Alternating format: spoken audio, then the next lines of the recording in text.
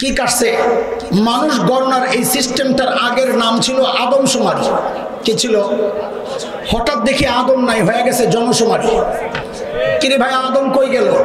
কোনোদিন জানতে চেয়েছেন? এগুলো আপনাদের মাথা ব্যথা না, এগুলো আমার গোড়ার সমস্যা দোস্ত। জানতে চেয়েছেন আদম কাকে কোন দিক দিয়ে খোঁচাইছে, সইতে না পারে আদম কেটে দিল? এটা হচ্ছে ওদের মাথায় ভূত ঢুকছে। আমরা মানুষের সন্তান না বানরের সন্তান, ঝামেলা পাকায়া আদমকে কেটে দিছে। কিন্তু আমরা অবাক বিস্ময়ে লক্ষ্য করেছি, উলামায়ে কেরাম প্রতিবাদ করেছেন, আপনারা সবাই চুপচাপ বসে আছেন। এই সাম্প্রতিককালে আরেকটা চক্রান্ত হয়েছে। শিক্ষা সিলেবাসে আমার সন্তানকে নাস্তিক বানানোর মিশন হাতে নিয়েছে ওরা। শরীফ থেকে শরীফা বানানোর যে গল্প, এটা ছোটখাটো কোনো বিষয় নয়, এটা ইমানের ব্যাপার। আমরা লক্ষ্য করেছি, আপনারা তাও কেউ কিচ্ছু বলছেন না, প্রতিবাদ করছে উলামায়ে কেরাম। দোস্ত, এই প্রতিবাদ তো উলামাদের করার কথা না, এই প্রতিবাদ তো আপনাদের করার কথা। কেন? এই ঘোড়ার ডিমের সিলেবাস তো উলামাদের সন্তানরা পড়ে না, পড়বে না। আমার সন্তান তো কালা রাসূলুল্লাহ পড়বে, এই সিলেবাস পড়ে আপনার সন্তান। প্রতিবাদ আপনাদের করার কথা, আপনারা প্রতিবাদ তো করেন না, বরং কোন কোন পোড়া কপাল এই প্রতিবাদী আলেমের বিরুদ্ধাচরণ করেছেন। কোন কোন পোড়া কপাল এই প্রতিবাদকে দলের বিরুদ্ধে, সরকারের বিরুদ্ধে আখ্যা দেওয়ার চেষ্টা করেছেন। কোন কোন পোড়া কপাল এই প্রতিবাদকে রাজনৈতিক বক্তব্য আখ্যা দেওয়ার চেষ্টা করেছেন। দোস্ত, সব জায়গায় রাজনীতি টাইনা আইনেন না, এটা রাজনীতির ব্যাপার না, এটা আমার ইমানের ব্যাপার, এটা আমার বিশ্বাসের ব্যাপার, এটা আমার আকীদার ব্যাপার, এটা আমার চেতনার ব্যাপার। ভবিষ্যতে এমন চক্রান্ত যদি হয়, আলেমের প্রতিপক্ষ না হইয়া আলেমের হাতে হাত রাইখা, কাঁধে কাঁধ মিলাইয়া, মুষ্টিবদ্ধ হাত উঠাইয়া একসাথে উচ্চারণ করতে হবে, বাংলাদেশে নাস্তিকতার চর্চা করতে দেওয়া হবে না, দেওয়া হবে না।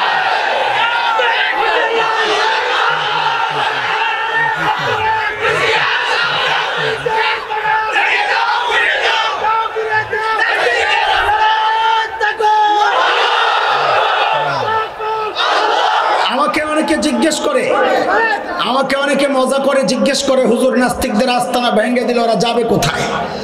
তা আমি বলি, ওরা তো বানরের সন্তান, জঙ্গলে চলে যাবে।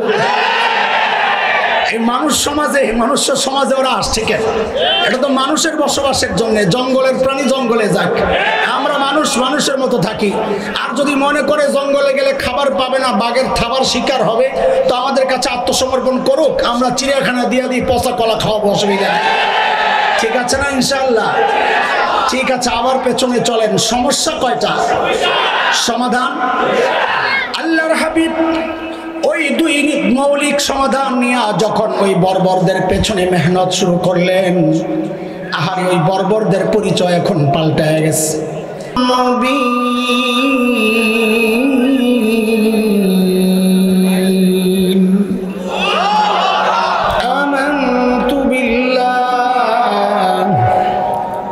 সাদাকাল্লাহুল আলিয়্যুল আযীম।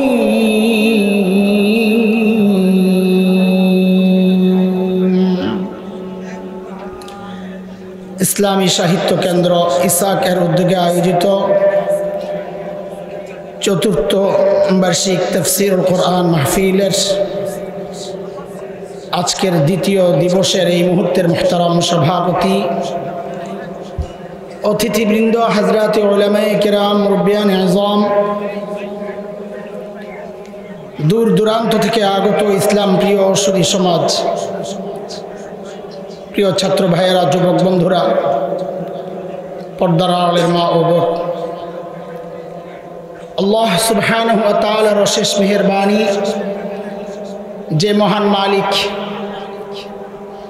লাখো কোটি মানুষ থেকে বাছাই করে দিনই এই মজলিসে আমাকে আপনাকে আসার বসার, কিছু কথা বলা ও শোনার তৌফিক দান করেছেন। সেজন্য মহান রবের শুকরিয়া আদায় করি, জবান খুলে প্রাণ খুলে কালিমাতুশ শুকর উচ্চারণ করি, আলহামদুলিল্লাহ। মুহতারাম হাজরিন, আমার অত্যন্ত স্নেহের প্রিয় ভাই, ভালোবাসার মানুষ, হাজারো যুবকের আইডল মুহতারাম মাওলানা আব্দুল্লাহ মোহাম্মদ সাইফুল্লাহ হাফিজাহুল্লাহ ওয়া রাআহ, তার দাওয়াতে আজকে আপনাদের সামনে আসা, আমি তার শুকরগুজার, কৃতজ্ঞতার কাছে তিনি আমাকে দাওয়াত করে সম্মানিত করেছেন। আল্লাহ ভাইকে এবং এই আয়োজনের পেছনে যারা আছেন সবাইকে উত্তম জাযা দান করে। সময়টা ছোট আমার, সেটা আয়োজকদের কারণে ছোট হয় নাই, আমার নিজের কারণেই। সেজন্য খুব অল্প কথা, যদি মনোযোগ সহ শোনেন তো আমার বলাটা সহজ হবে ইনশাআল্লাহ। কথা কম। আমরা একটু আশা করব যে সমস্ত ভাইরা আছেন মিডিয়ার দায়িত্বে, কথা না বলে যদি একটু কাজ সেরে আপনারা যার যার জায়গায় বসে পড়েন তো আমিও মনোযোগ সহ কথাটা বলতে পারি। আমার শ্রোতারও মনোযোগ লাগে, আমার নিজেরও মনোযোগ লাগে। আমি এক লাইন নাক বরাবর সোজা কথা বলতে থাকবো ইনশাআল্লাহ। ডানে বামে যাব মাঝে মধ্যে ওই লাইনের কথা বোঝানোর জন্য, কিন্তু যাওয়ার আগে আমি বলে যাব আমি একটু বাইরে যাচ্ছি, আবার ঢোকার সময় বলবো আমি চলে আসতেছি ইনশাআল্লাহ। সেই জন্য আপনাদের মনোযোগ লাগবে, একটু দেওয়া যাবে ইনশাআল্লাহ? আছে তো মনোযোগ নাকি? আল্লাহ কবুল করে। কুরআন আল কারীমের সূরা আলে ইমরানের একটা আয়াত আমি পড়েছি, 164 নম্বর আয়াত। এই আয়াতকে সামনে রেখে সময়ের কিছু প্রয়োজন, এগুলো আপনাদের সামনে একটু তুলে ধরতে চাই। দোস্ত, আল্লাহ সুবহানাহু ওয়া তাআলা জমিনে যত নবী পাঠিয়েছেন আলাইহিমুস সালাতু ওয়াস সালাম, এই সমস্ত নবীকে আল্লাহ কেন পাঠিয়েছেন? আল্লাহ তাআলা যখন দেখেছেন তার বান্দা ধ্বংসের খাদে চলে গেছে, ওই বিপন্ন বিপর্যস্ত মানবতাকে রক্ষার জন্য, ওই দিকহারা পথহারা মানুষগুলোকে টেনে তুলে জান্নাতের রাস্তায় উঠায় দেওয়ার জন্য, ওই অসুস্থ মানুষগুলোকে সুস্থ করার জন্য আল্লাহ সুবহানাহু ওয়া তাআলা যুগে যুগে হযরত আম্বিয়া আলাইহিমুস সালামকে দুনিয়ায় পাঠিয়েছেন। যেমন হযরত মূসা আলাইহিস সালামকে আল্লাহ দুনিয়ায় কখন পাঠিয়েছেন? আল্লাহ তাআলা যখন দেখেছেন বনি ইসরাইলের উপর ফেরাউন এবং তার বংশের লোকদের এমন নির্যাতন চলছিল যে বনি ইসরাইল নিঃশেষ হয় প্রায়। নির্যাতনের কিছু ধরন কুরআন আল কারীমের মধ্যে আসছে, যেমন সূরা ইব্রাহিম 6 নম্বর আয়াত। হযরত মূসা আলাইহিস সালামের বক্তব্য থেকে নির্যাতনের একটা ধরন আসছে, আল্লাহ সেটা কোরআনে এনেছেন। আল্লাহ বলেন, وَإِذْ قَالَ مُوسَى لِقَوْمِهِ اذْكُرُوا نِعْمَةَ اللَّهِ عَلَيْكُمْ إِذْ أَنْجَاكُمْ مِنْ آلِ فِرْعَوْنَ يَسُومُونَكُمْ سُوءَ الْعَذَابِ وَيُذَبِّحُونَ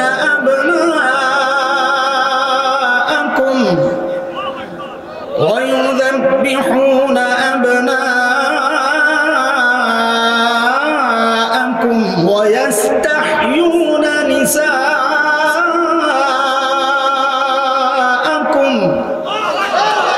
وفي ذلكم بلاء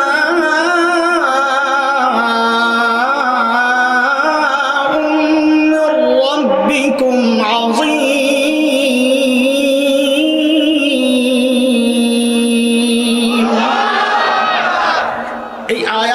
নির্যাতনের কিছু ধরন দেখাইছে। ফেরাউন কি করত? যখন বনি ইসরাইলে কোনো মেয়ে জন্ম নিত ফেরাউন বাঁচায় রাখত, কিন্তু যখনই কোনো ছেলে জন্ম নিত ফেরাউন তার ক্ষমতা হারানোর ভয়ে ওই সদ্যজাত শিশুগুলোকে জবেহ করে করে হত্যা করত। আমাকে একটু বুঝে শুনে জবাব দেন তো আপনারা, এই ছোট্ট বাচ্চা সদ্যজাত যার হাড্ডিগুলো এখনো গোশতের মতো নরম, এই ছোট্ট বাচ্চা ফেরাউনের মতো এত শক্তিশালী ক্ষমতাধর ব্যক্তিকে ক্ষমতা থেকে নামাতে পারত? কথা বলেন একটু, সম্ভব ছিল এটা? তাইলে ফেরাউন এই পিচ্চিদেরকে তো ভয় পেত কেন? বলে এটা আল্লাহ তাআলার একটা দুনিয়া পরিচালনার সিস্টেম। কেউ যখন হক হয় সে যত দুর্বল হোক না কেন, কেউ যখন বাতিল হয়, সে যত শক্তিশালী হোক না কেন, আল্লাহর সিস্টেম এটা, আল্লাহ ওই দুর্বল হকের ভয় ওই শক্তিশালী বাতিলের কলিজায় ঢুকায়া দেন।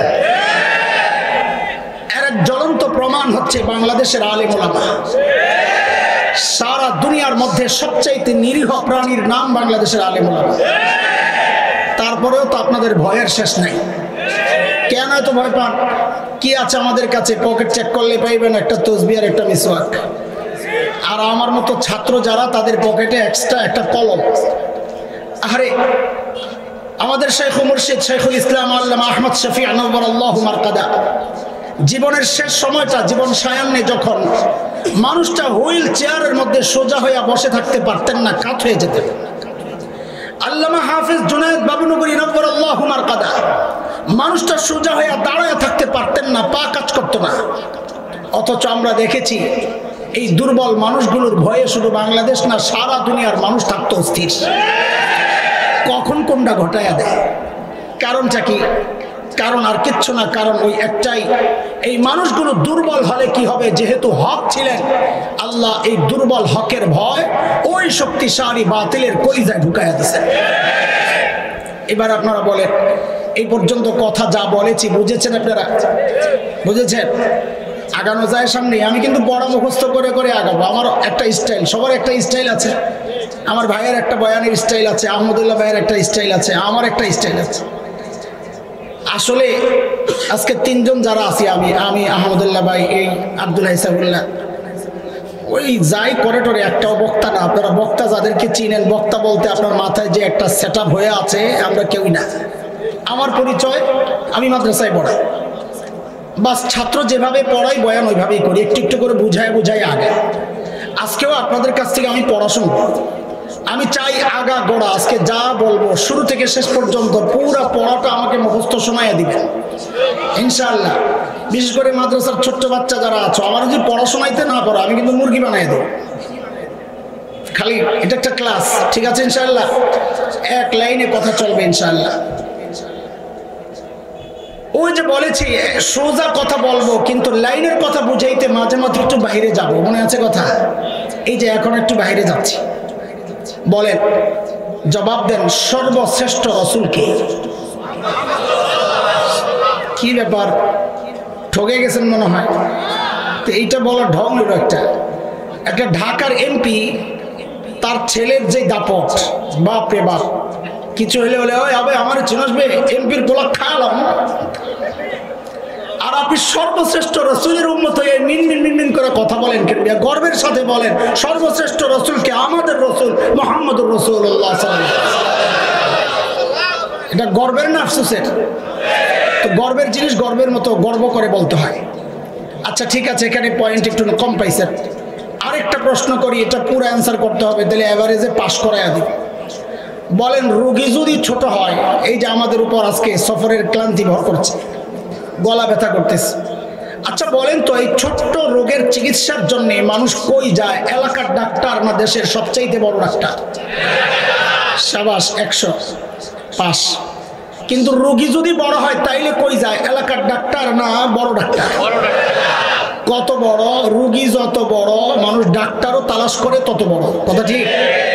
চলেন আবার লাইনে আসেন।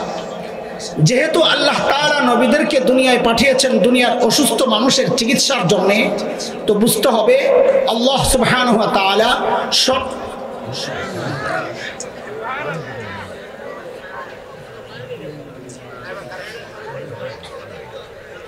জেনারেটর আছে ভাই, বিদ্যুৎ অফিসে একটু বলা ছিল না। আহা,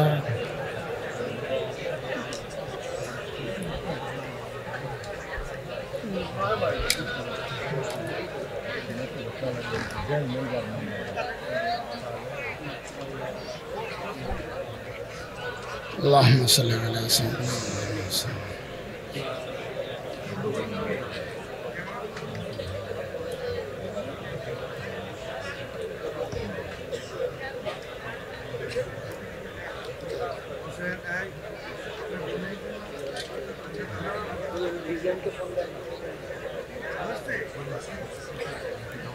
আল্লাহ আল্লাহ আল্লাহ আল্লাহ আল্লাহ আল্লাহ।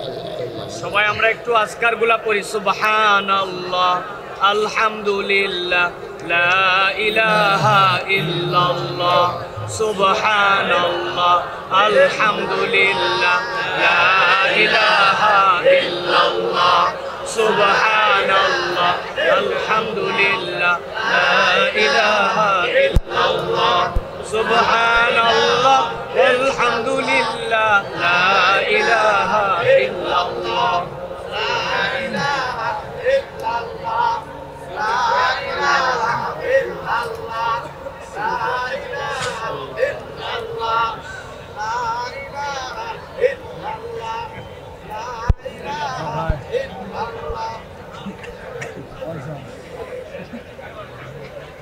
আজকে হ্যাঁ বলেন, আজকে শেষ আসেনি সমস্যা আসেন। আচ্ছা আসেন, আমি আসেন।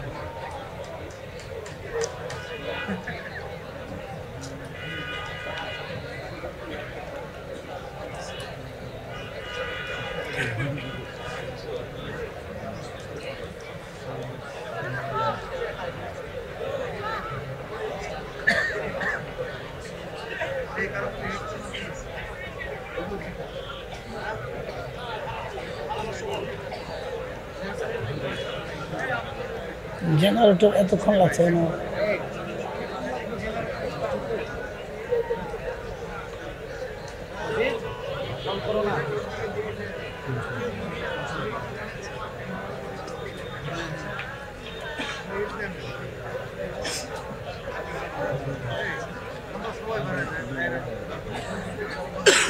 আসসালামু আলাইকুম। আসসালামু আলাইকুম। এই যে সাকসুর থেকে বলছিলাম আপনার দিকে বড় মাহফিলটা হচ্ছে এমপি সাহেবরা ফোন করলো না, ওখানে বিদ্যুৎ চলে গেছে, তো আসলে যাওয়া যায় না, বড় মাহফিল তো। হ্যাঁ জি জি জি জি জি ধন্যবাদ ধন্যবাদ। আচ্ছা ঠিক ঠিক। লাইন আসছে না, বিদ্যুৎ আসছে না, মেন লাইন আসছে না। আলহামদুলিল্লাহ। আলহামদুলিল্লাহ। বিদ্যুৎ চলে গেলে সাথে সাথে পড়া ইন্না লিল্লাহি ওয়া ইন্না ইলাইহি রাজিউন, এটা সুন্নাহ। আবার চলে আসলে কি পড়ব? আলহামদুলিল্লাহ। আর আমাদের সুন্নাহ হইল বিদ্যুৎ চলে গেলে আয় হায় হায়, আর আসলে হো, এই সুন্নাহ চলবে না, ঠিক আছে? মাশাআল্লাহ। তো বলতেছিলাম, যেহেতু আল্লাহ তাআলা নবীদেরকে দুনিয়ায় পাঠিয়েছেন দুনিয়ার অসুস্থ মানুষের চিকিৎসার জন্য, তো বুঝতে হবে আল্লাহ সর্বশ্রেষ্ঠ রসুলকে ওই যুগেই পাঠাইছেন যেই যুগের মানুষগুলো ছিল মানব ইতিহাসের সবচাইতে জঘন্য আর খারাপ মানুষ। বলে কিভাবে এই কথা বলেন? বলে ডাক্তার যেহেতু সবচাইতে বড়, তো বোঝা গেল যে রুগীদের চিকিৎসার জন্য পাঠানো হয়েছে ওরা রুগীও ছিল সবচাইতে বড়। কথা বুঝে আসছে আপনাদের? সেই যুগটাকে ইতিহাসে বলা হয় আইয়ামে জাহিলিয়া, বর্বরতার যুগ। বর্বরতার মাত্রা কত দূর ছিল যে ওদেরকে ঠিক করতে আল্লাহ সর্বশ্রেষ্ঠ রসুল আনলেন। ইতিহাস পড়েন, দেখবেন শরীরের পশম দাঁড়ায় যায়। মানুষ এতটা খারাপ কি করে হয়? কি করতো ওই সময়ের আরবরা? একটা পয়সার জন্য মানুষ খুন করে ফেলত। মূর্তি পূজা এখন হয় কি হয় না বলেন? তখনও হতো। পার্থক্য কি? এখন মসজিদের মধ্যে মূর্তি রেখে পূজা করা হয়, অথচ তখন বাইতুল্লাহর ভেতরেই তো ছিল 360 মূর্তি। ঘরের মধ্যে আলাদা মূর্তি, সফরে বের হলে বগলের নিচে করে আলাদা মূর্তি নিয়ে যেত। কেন? রাস্তায় যদি পূজা করার জন্য আবার খোদা না পাওয়া যায়, বান্দায় খোদা পকেটে নিয়ে নিয়ে ঘুরে। রাস্তায় সুন্দর একটা পাথর দেখছে তো সাথের মূর্তি ফেলাইয়া দিছে, প্রতিমা বিসর্জন। এখন ওই সুন্দর পাথরের পূজা করা শুরু করছে। এই ছিল মূর্তি পূজার অবস্থা। আল্লাহ আল্লাহ আল্লাহ আল্লাহ আল্লাহ, আমাদের কিসমত, বাস আল্লাহর ফয়সালা। ঠিক আছে ঠিক আছে ঠিক আছে, আপনারা দুরূদ শরীফ পড়েন, দুরূদ শরীফ পড়েন। আল্লাহুম্মা সাল্লি আলা মুহাম্মদ ওয়া আলা আলি মুহাম্মদ কামা সাল্লাইতা আলা ইব্রাহিম ওয়া আলা আলি ইব্রাহিম ইন্নাকা হামিদুম মাজিদ। আল্লাহুম্মা বারিক আলা মুহাম্মদ ওয়া আলা আলি মুহাম্মদ। আলহামদুলিল্লাহ আলহামদুলিল্লাহ। দোয়ায় থাকেন কিছু মানুষ যেন আল্লাহ সহজভাবে শেষ করে দেন, ইস্তেগফারে থাকেন। বিশেষ করে আমাদের এই যে ইসাকের যারা সদস্য আছো, যারা কাজে আছো, ব্যস্ত আছো, সবাই মুখে ইস্তেগফার করতে থাকো যেন আল্লাহ তাআলা আমাদেরকে যে কোনো মুসিবত থেকে হেফাজতে রাখেন। নিয়মিত ইস্তেগফার করলে আল্লাহ তাআলা যে কোনো মুসিবত থেকে বাঁচায়া দেন। হাদিসের কথা, মান লাজিমাল ইস্তিগফার জাআলাল্লাহু লাহু মিন কুল্লি যিকিম মাখরাজা ওয়া মিন কুল্লি হাম্মিন ফারজা ওয়া রাযাকাহু মিন হাইসু লা ইয়াহতাসিব। যে নিয়মিত ইস্তিগফার পড়ে সে যত বিপদেই পড়ুক আল্লাহ বের হওয়ার রাস্তা বের করে দেন, যত পেরেশানিতে থাকুক আল্লাহ পেরেশানির রাস্তা বের করে দেন, বের হওয়ার। আর এমন রিজিক এমন জায়গা থেকে দেন যার কল্পনাও সে কোনোদিন করে নাই। আচ্ছা ঠিক আছে, আল্লাহ আল্লাহ সহজ করে দেন। মুহতারাম হাজরিন, এই ছিল মূর্তি পূজার অবস্থা। জন্ম নিয়ন্ত্রণ এখন হয় কি হয় না বলেন তো? তখনও হতো, তো পার্থক্য কি? এখন জন্ম নিয়ন্ত্রণ হয়, পেটের মধ্যে বাচ্চা নষ্ট করা হয় অথবা আসতে দেওয়া হয় না। তখন জন্ম নিয়ন্ত্রণ হতো, বাচ্চা হওয়ার পর দেখতো ছেলে না মেয়ে। যদি দেখছে ছেলে তো এটা রেখে দিত, আর যদি দেখছে মেয়ে হয়েছে এটা ছিল বাবার জন্য সামাজিক কলঙ্ক, আমি মেয়ের বাবা। ওই কলঙ্ক থেকে বাঁচার জন্য বাবা নিজ হাতে নিজের কলিজার টুকরা মেয়েকে জীবন্ত দাফন করে দিত। কুরআন আল কারীমের নানান জায়গায় এই প্রসঙ্গগুলো এসছে। যেমন আমি একটা শোনাই, সূরাতুন নাহল 14 নম্বর পারা 58, 59 নম্বর আয়াতে আল্লাহ তাআলা এই প্রসঙ্গটা এনেছেন। আল্লাহ বলেন, وَإِذَا بُشِّرَ أَحَدُهُم بِالْأُنثَىٰ ظَلَّ وَجْهُهُ مُسْوَدًّا وَهُوَ كَظِيمٌ يَتَوَارَىٰ مِنَ الْقَوْمِ مِن سُوءِ مَا بُشِّرَ بِهِ أَيُمْسِكُهُ عَلَىٰ هُونٍ أَمْ يَدُسُّهُ فِي التُّرَابِ ألا ساء ما يحكمون।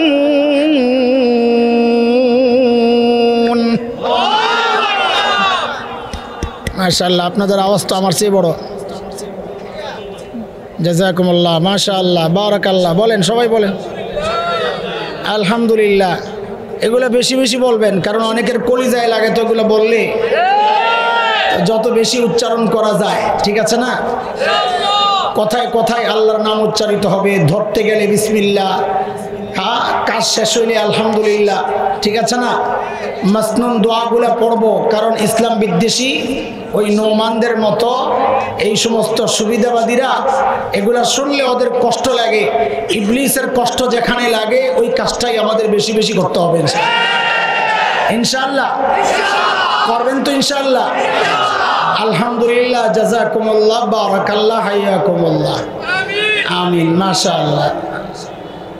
আচ্ছা ঠিক আছে, এই যে মানুষগুলোর অবস্থা, আয় আল্লাহ, কোনো কথা নাই, কোনো কথা নাই, বাস ফয়সালা আল্লাহর। লাইট কমাও, লাইট কমাও, লাইট কমাও ভাই। ওই যেটা পড়ে গেছে, না না, ওই যে ইয়েটা পড়ে গেছে, বেচারা আশা করে দিছে।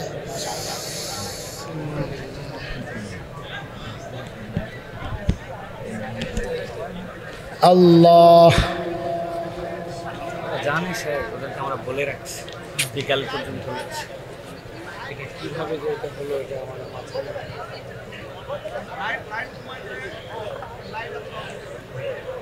ইয়ে কই, এই যে বন্ধুটা ওনাকে বলেন, একটু বলেন।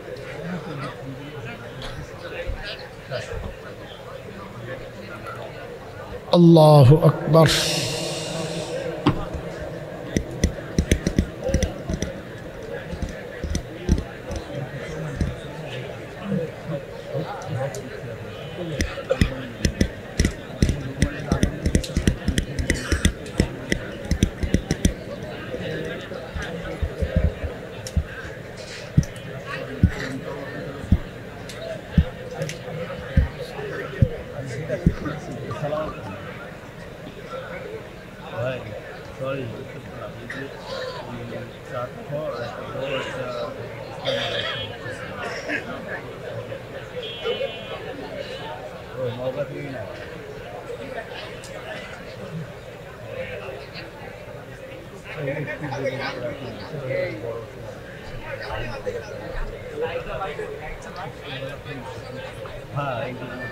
আমি আচ্ছা ঠিক আছে তাই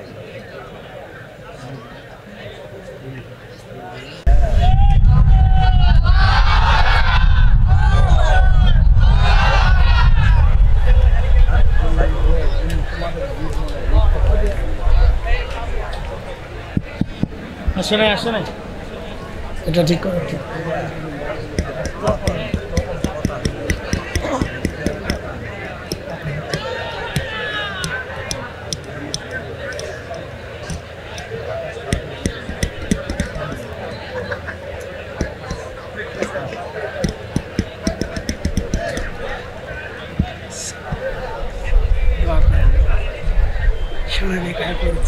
মাশাআল্লাহ। কোথায় ব্যাপার দিছ তানজিম দিছ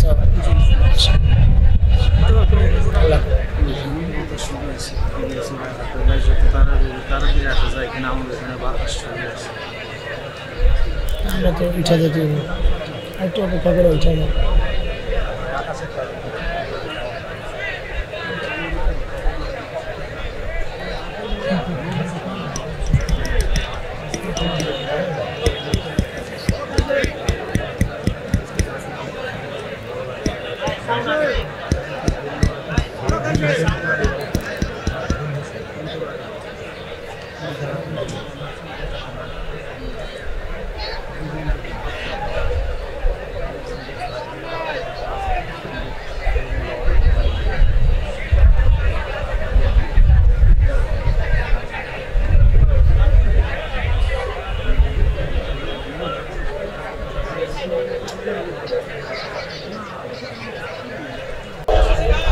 বসেন বসেন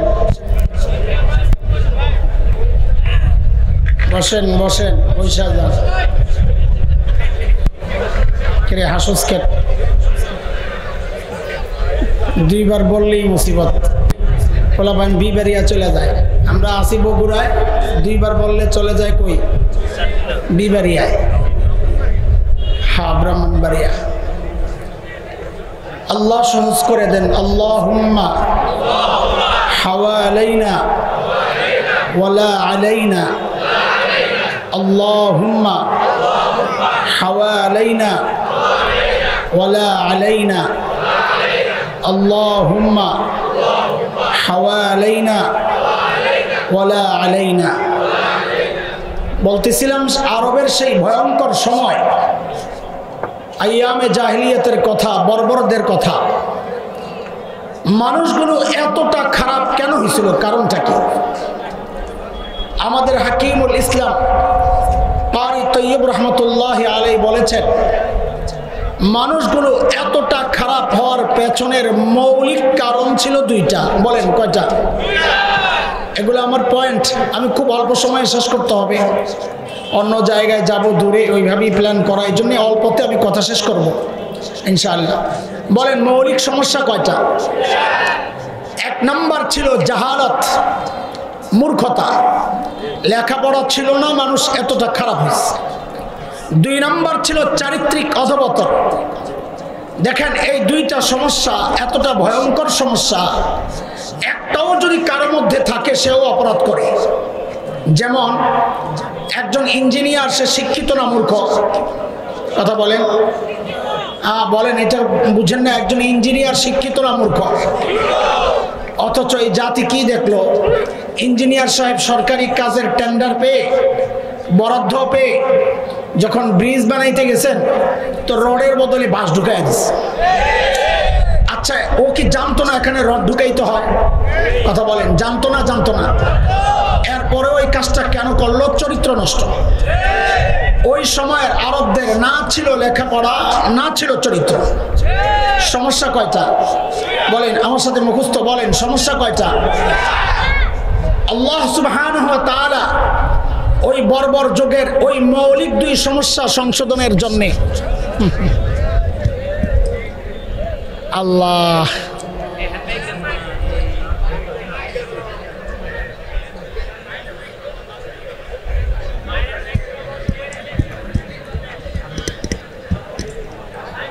আল্লাহ সুবহানাহু ওয়া তাআলা ওই মৌলিক দুই সমস্যা ঠিক করার জন্য, সংশোধনের জন্য আল্লাহু আকবার।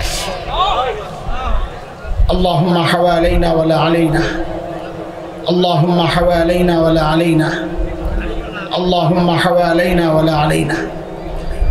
সর্বশ্রেষ্ঠ রাসূল সাল্লাল্লাহু আলাইহি ওয়াসাল্লামকে মৌলিক দুইটা দায়িত্ব দিয়ে দুনিয়ায় পাঠিয়েছেন। সমস্যা কয়টা?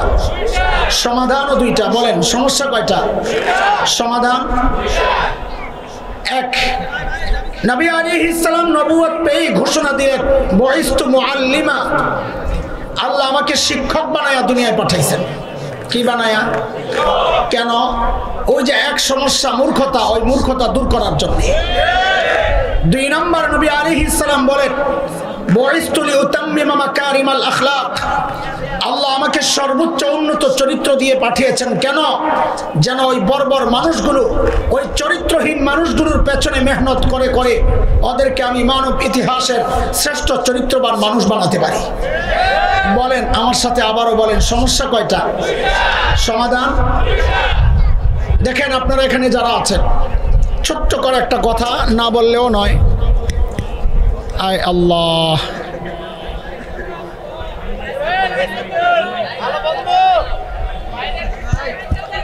আলহামদুলিল্লাহ বাইরের মাইক এমনি বন্ধ আছে, আমরা আসার সময় দেখে আসছি। লাইটও কমছে, আরও কমাই দেন, অসুবিধা নাই। মহিলা মাদ্রাসায় পড়াই যেমনি এমনি, নাইলে পড়াইলাম কিছুক্ষণ। শ্রোতাকে মাইক বন্ধ করে দেন, অসুবিধা নাই। আপনারা আমারে দেখলেই হলো নাকি? ঠিক আছে। বলেন সমস্যা কয়টা? সমাধান। আমাদের নবী ছিলেন শিক্ষক, আল্লাহ কি বানাইয়া পাঠাইছেন? সবাই বলেন। আমি কিছু কথা বলতে চাই, যারা মাদ্রাসায় পড়েন নাই তাদের একটু খারাপ লাগতে পারে, কিন্তু এইটুকু বিশ্বাস রাখেন আপনাদেরকে কষ্ট দেওয়ার জন্য, খোঁচানোর জন্য কথাগুলো বলছি না। কথাগুলো বলছি আপনাদের হৃদয়ে আফসোসের আগুন জ্বালাইতে। আহারে কি করলাম? সেটা হচ্ছে আমরা যারা মাদ্রাসার সাথে আছি, মাদ্রাসায় পড়েছি, পড়ছি, পড়াচ্ছি, এখানে আমি কওমি আলিয়া আলাদা করতে চাই না। আমরা যারা মাদ্রাসায় পড়েছি, আমাদের একটা হৃদয়ের কথা আপনাদের সাথে আজকে একটু শেয়ার করি। দেখেন, আপনারা যারা মাদ্রাসাওয়ালা না, আপনাদের গর্বের অনেক উপলক্ষ, মাশাআল্লাহ, উপলক্ষের শেষ নাই। কেউ ডাক্তার, তার গর্ব; কেউ ইঞ্জিনিয়ার, তার গর্ব; কেউ শিল্পপতি, তার গর্ব; কেউ সমাজপতি, তার গর্ব; কেউ জনপ্রতিনিধি, মেম্বার, চেয়ারম্যান, এমপি, তার গর্ব; কেউ উচ্চপদস্থ কর্মকর্তা, তার গর্ব; কারো ছেলে মেয়ে ইউরোপ আমেরিকায় থাকে, তার গর্ব। কিন্তু আমরা এই মোল্লা মুন্সিরা, যাদেরকে অনেকে মনে করেন গাইয়া, খ্যাত, ছেকেলে, ব্যাকডেটেড, অনেকে এমনও মনে করেন যে এরা সমাজের বোঝা, আমাদের এই মাদ্রাসাওয়ালাদের জন্য একটা গর্বের জায়গা আছে। সেটা হচ্ছে আমরা যে লেখাপড়া করি, করছি, করাচ্ছি, আমাদের এই শিক্ষার গোড়ায় মুহাম্মদুর রাসূলুল্লাহ সাল্লাল্লাহু আলাইহি ওয়াসাল্লাম। এটা আমাদের গর্ব। আপনি বলবেন কিভাবে এটা? তো আমি একটু বুঝাই, আপনি বুঝেন। দেখেন, আমরা বুখারী শরীফ পড়েছি, এখানে অনেক আছেন বুখারীর ছাত্র, উস্তাদও থাকতে পারেন, আমি জানি না। আলহামদুলিল্লাহ, আল্লাহ শুকর, আমারও পড়ার তৌফিক হয়েছে। প্রথম হাদিস, কথার কথা, ইন্নামাল আমালু বিন্নিয়াত, লম্বা হাদিস। এই হাদিসটা আমি ঢাকার ফরিদাবাদ মাদ্রাসায় পড়েছি। আমার উস্তাদ মুহতারাম শাইখুল হাদিস আল্লামা আব্দুল হাফিজ রহমতুল্লাহি আলাইহি। আমি ভারতের দেওবন্দ মাদ্রাসায় পড়েছি। আমার উস্তাদ মুহতারাম শেখুল হাদিস আল্লামা নাসির খান রহমতুল্লাহ আলাইহি। আমার এই দুই উস্তাদের উস্তাদ শেখুল আরব ওয়াল আজম হযরত হুসাইন আহমদ মাদানী নব্বরাল্লাহু মারকাদা, তার উস্তাদ ছিলেন শেখুল হিন্দ মাহমুদ হাসান দেওবন্দি রহমতুল্লাহ আলাইহি। তার উস্তাদ ছিলেন ব্রিটিশ বিরোধী আন্দোলনের অন্যতম সিপাহসালার মুজাহিদে মিল্লাত দারুল দেওবন্দের অন্যতম প্রতিষ্ঠাতা কাসিমুল উলুম আল খায়রাত ইমাম কাসিম নানুতুবি রহমতুল্লাহ আলাইহি। তার উস্তাদ ছিলেন শাহ আব্দুল গনি মুজাদ্দিদ দেহলভী রহমতুল্লাহ আলাইহি। তার উস্তাদ ছিলেন শাহ মুহাম্মদ ইসহাক দেহলভী রহমতুল্লাহ আলাইহি। তার উস্তাদ ছিলেন শাহ আব্দুল আজিজ মুহাদ্দিস দেহলভী রহমতুল্লাহ আলাইহি। তার উস্তাদ ছিলেন শাহ ওয়ালিউল্লাহ মুহাদ্দিস দেহলভী রহমতুল্লাহ আলাইহি। তার উস্তাদ ছিলেন আবু তাহের আল মাদানী রহমতুল্লাহ আলাইহি। তার উস্তাদ ছিলেন ইব্রাহিম কুরদি রহমতুল্লাহ আলাইহি। তার উস্তাদ ছিলেন আহমদ আল কুশাশি রহমতুল্লাহ আলাইহি। তার উস্তাদ ছিলেন আহমদ আশ-শান্নাবী রহমতুল্লাহ আলাইহি। তার উস্তাদ ছিলেন যায়নুদ্দিন আল মিসরি রহমতুল্লাহ আলাইহি। তার উস্তাদ ছিলেন মুহাম্মদ আর-রমানি রহমতুল্লাহ আলাইহি। তার উস্তাদ ছিলেন আহমদ ইবনে আলী আল হাজার আসকালানি রহমতুল্লাহ আলাইহি। তার উস্তাদ ছিলেন ইব্রাহিম আত-তানুখি রহমতুল্লাহ আলাইহি। তার উস্তাদ ছিলেন আবুল আব্বাস আল হাজ্জার রহমতুল্লাহ আলাইহি। তার উস্তাদ ছিলেন আবু আলী আজ-জুবাইদি রহমতুল্লাহ আলাইহি। তার উস্তাদ ছিলেন আবুল ওয়াক্ত আস-সিজি রহমতুল্লাহ আলাইহি। তার উস্তাদ ছিলেন আবুল হাসান আদ-দাউদি রহমতুল্লাহ আলাইহি। তার উস্তাদ ছিলেন আবু মুহাম্মদ আস-সারাখসি রহমতুল্লাহ আলাইহি। তার উস্তাদ ছিলেন আবু আব্দুল্লাহ ফিরাবি রহমতুল্লাহ আলাইহি। তার উস্তাদ ছিলেন মুহাম্মদ ইবনে ইসমাঈল ইমাম বুখারী রহমতুল্লাহ আলাইহি। তার উস্তাদ ছিলেন হুমায়দি রহমতুল্লাহ আলাইহি। তার উস্তাদ ছিলেন সুফিয়ান ইবনে ওয়াইনা রহমতুল্লাহ আলাইহি। তার উস্তাদ ছিলেন ইয়াহইয়া ইবনে সাঈদ আল আনসারী রহমতুল্লাহ আলাইহি। তার উস্তাদ ছিলেন মুহাম্মদ ইবনে ইব্রাহিম আত-তাইমি রহমতুল্লাহ আলাইহি। তার উস্তাদ ছিলেন আল-কামা ইবনে ওয়াক্কাস আল-লাইসি রহমতুল্লাহ আলাইহি। তার উস্তাদ ছিলেন ওমর ইবনুল খাত্তাব রাদিয়াল্লাহু আনহু। তার উস্তাদ ছিলেন মুহাম্মদুর রাসূলুল্লাহ সাল্লাল্লাহু আলাইহি ওয়াসাল্লাম। এরে দোস্ত, একটু বিনয়ের সাথে আপনাদের কাছে আমাদের জানতে চাওয়া, যারা মাদ্রাসার সাথে সম্পৃক্ত না, কষ্ট নিয়েন না, কষ্ট দেওয়ার জন্য বলছি না, কলিজায় আফসোসের আগুন জ্বালাইতে কথাগুলো বলছি। গর্ব তো করেন, কিন্তু আপনাদের শিক্ষার গোড়ায় কে একটু বলেন তো। 30 সেকেন্ড কারেন্ট আসছে, মাশাআল্লাহ চেঞ্জ করবে। জি জি জি, আলহামদুলিল্লাহ, বিদ্যুৎ আসছে, আলহামদুলিল্লাহ বলেন। প্রজেকশন ওইখানে কে আসছে সব, আলহামদুলিল্লাহ। লাইন দেন। আচ্ছা ঠিক আছে, দেখ তাড়াহুড়া দিছে। নওগাঁর দিকে ব্যাপক ঝড় হয়েছে, সেন্টার থেকে হয়ে গেছে। মন্ত্রীকে বলে তারপর অন করানো হয়েছে। নওগাঁর ব্যাপক, হ্যাঁ ওই ওখান থেকে বলতেছে ওরা। আল্লাহ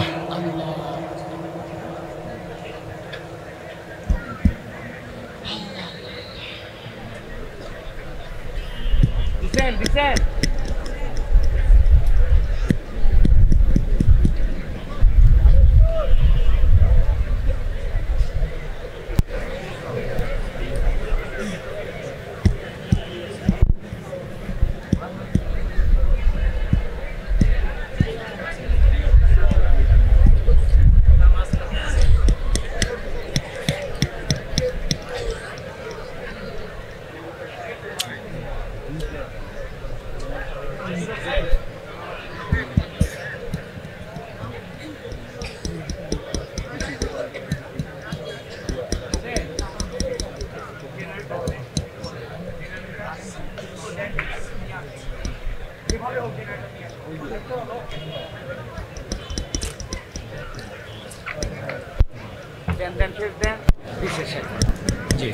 আলহামদুলিল্লাহ।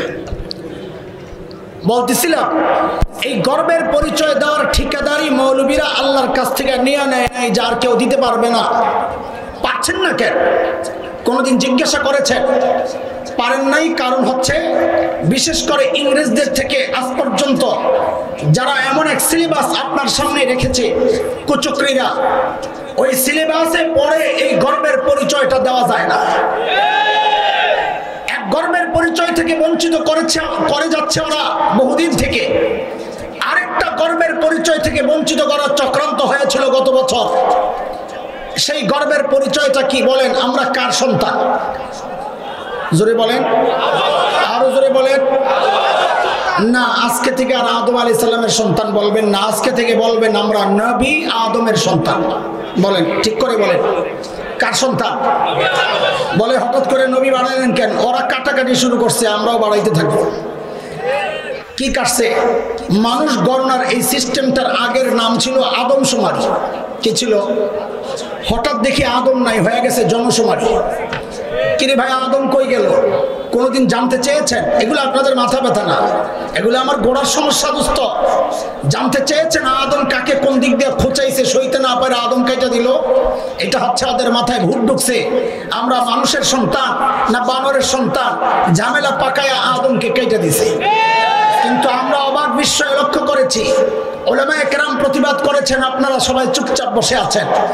এই সাম্প্রতিককালে আরেকটা চক্রান্ত হয়েছে। শিক্ষা সিলেবাসে আমার সন্তানকে নাস্তিক বানানোর মিশন হাতে নিয়েছে ওরা। শরীফ থেকে শরীফা বানানোর যে গল্প, এটা ছোটখাটো কোনো বিষয় নয়, এটা ইমানের ব্যাপার। আমরা লক্ষ্য করেছি, আপনারা তাও কেউ কিচ্ছু বলছেন না, প্রতিবাদ করছে উলামায়ে কেরাম। দোস্ত, এই প্রতিবাদ তো উলামাদের করার কথা না, এই প্রতিবাদ তো আপনাদের করার কথা। কেন? এই ঘোড়ার ডিমের সিলেবাস তো উলামাদের সন্তানরা পড়ে না, পড়বে না। আমার সন্তান তো কালা রাসূলুল্লাহ পড়বে, এই সিলেবাস পড়ে আপনার সন্তান। প্রতিবাদ আপনাদের করার কথা, আপনারা প্রতিবাদ তো করেন না, বরং কোন কোন পোড়া কপাল এই প্রতিবাদী আলেমের বিরুদ্ধাচরণ করেছেন। কোন কোন পোড়া কপাল এই প্রতিবাদকে দলের বিরুদ্ধে, সরকারের বিরুদ্ধে আখ্যা দেওয়ার চেষ্টা করেছেন। কোন কোন পোড়া কপাল এই প্রতিবাদকে রাজনৈতিক বক্তব্য আখ্যা দেওয়ার চেষ্টা করেছেন। দোস্ত, সব জায়গায় রাজনীতি টাইনা আইনেন না, এটা রাজনীতির ব্যাপার না, এটা আমার ইমানের ব্যাপার, এটা আমার বিশ্বাসের ব্যাপার, এটা আমার আকীদার ব্যাপার, এটা আমার চেতনার ব্যাপার।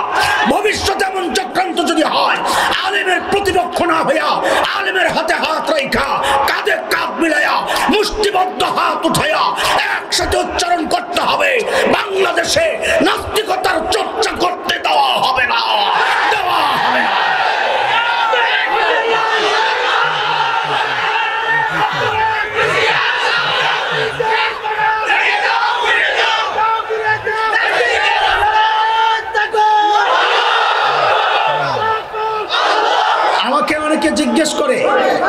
আমাকে অনেকে মজা করে জিজ্ঞেস করে, হুজুর নাস্তিকদের আস্তানা ভেঙে দিলে ওরা যাবে কোথায়? তা আমি বলি, ওরা তো বানরের সন্তান, জঙ্গলে চলে যাবে। এই মানুষের সমাজে ওরা আসছে কেন? এটা তো মানুষের বসবাসের জন্য, জঙ্গলের প্রাণী জঙ্গলে যাক, আমরা মানুষের মতো থাকি। আর যদি মনে করে জঙ্গলে গেলে খাবার পাবে না, বাঘের খাবার শিকার হবে, তো আমাদের কাছে আত্মসমর্পণ করুক, আমরা চিড়িয়াখানা দিয়ে দিই, পচা কলা খাওয়াবো, অসুবিধা নেই। ঠিক আছে না? ইনশাআল্লাহ ঠিক আছে। আবার পেছনে চলেন। সমস্যা কয়টা? সমাধান আল্লাহর হাবিব ওই দুই মৌলিক সমাধান নিয়ে যখন ওই বর্বরদের পেছনে মেহনত শুরু করলেন, আহারে ওই বর্বরদের পরিচয় এখন পাল্টায় গেছে। ওরা আর বর্বর নাই, বলে নতুন পরিচয় বলেন না। আমি কি বলবো? আল্লাহকে জিজ্ঞেস করেন, মালিককে জিজ্ঞেস করলাম, মালিক ওই বর্বরদের নতুন পরিচয় বলেন। আল্লাহ জানায়া দিলেন, সীমাহুম ফি উজুহিহিম মিন আসারিস সুজুদ, বলে ওদের চেহারার মধ্যে সেজদার চিহ্ন পাইবা। বলে সেজদার চিহ্ন তো বাহির দিয়া, তার মানে বাহিরে ফিটফাট, আবার ভেতরে সদরঘাট কিনা? আল্লাহ বলেন, না না না, আমার নবীর সাহাবীরা বাহিরও এক নাম্বার, ভেতরও এক নাম্বার। বলে ভেতরে এক নাম্বার আমরা বুঝবো কেমনে? আল্লাহর জন্য জবাব দিচ্ছেন, তোমার বোঝার দরকার কি? আমি ওদের কলমের পরীক্ষা নিয়েছি, আমি দেখেছি ওই পরীক্ষায় ওরা পাস। কার কথা? আল্লাহ বলেন, উলাইকাল্লাযীনা ইমতাহানাল্লাহু কুলুবাহুম লিত্তাকওয়া লাহুম মাগফিরাতুন ওয়া আজরুন আযীম। নবীকে জিজ্ঞেস করলাম, ইয়া রাসূলুল্লাহ ওই বর্বরদের নতুন পরিচয় বলেন। আল্লাহর হাবিব জানায়া দিলেন, এরে আমার সাহাবীদেরকে তোরা বর্বর বলিস না, ওরা আর এখন বর্বর নাই। বলে ওরা কি? নবী বলেন, খায়রুল কুরুনি করনি, ওরা আর বর্বর নাই, ওরা এখন মানব ইতিহাসের সর্বশ্রেষ্ঠ মানুষ হয়ে গেছে। আল্লাহ দেখেন আমি একদম মাঝখানের চিপা রাস্তা দিয়ে খুব দৌড়াইতেছি, আপনারা বুঝবেন না আমি কত দৌড়াইতেছি একটা জায়গা নেওয়ার জন্য, কিন্তু দেখতেছি যে ওই পর্যন্ত থাকা আমার জন্য কঠিন হয়ে যাবে। এই জন্যে আপনাদেরকে ছোট্ট করে একটু আজকের পড়াটা মুখস্থ করায় দিই যেন মনে থাকে ইনশাআল্লাহ। এই পর্যন্ত যা বলেছি কাটিং একবারে তো বলতে পারি নাই, যা বলেছি কাটিং জোড়া লাগাই নিয়ে ওরা তো জোড়া লাগায়, আপনারাও জোড়া লাগাই নিয়ে এই কাটিং এই পর্যন্ত যা বলেছি, সামনে যা বলবো ইনশাআল্লাহ পুরা বয়ানটার মূল কথা 6 কথা। কয় কথা বলেন? কয় কথা? আর সবাই বলেন, মুখস্থ শোনাইতে হবে। কয় কথা? এই 6 কথা মুখস্থ করলে পুরা কি বলতে চাচ্ছি পুরাটাই মুখস্থ হয়ে যাবে ইনশাআল্লাহ। 3 কথা সাহাবীদেরকে নিয়ে 2টা প্যাকেট বানাইয়া দিই আজকে।